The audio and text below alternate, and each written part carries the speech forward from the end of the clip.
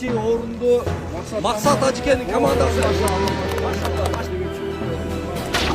Sözden adamların yüreğini cennetten kılıp koyun Allah. Birbirine suyu muhabbet verin Allah. Ya Allah subhanahu wa ta'ala bir namazdan altınız keliminde kıvağın. Yarık kılgın Allah. Amin. Kuntum hayra ummetin ukhrijat linnas.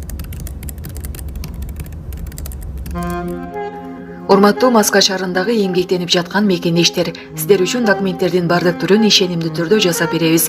ННН, СНИЛС, медкнижка, справка, перевод паспорт, ДМС, ОМС, детский полис, медкарта, трудовой договор, проверка регистрация, проверка запрет, проверка черный список. Эгерде срогу бүтүп калса, базадан чыгып кетсе, Сахаровага барган эмес болсо, 3 айга продление кылып беребиз. 1 айда 1 базасын текшерип беребиз. Базадан чыгып кетсе, кайрадан киргизип беребиз. Байланыш номер +7 968 489 16 35. WhatsApp'tan кайрылсаңыздар болот.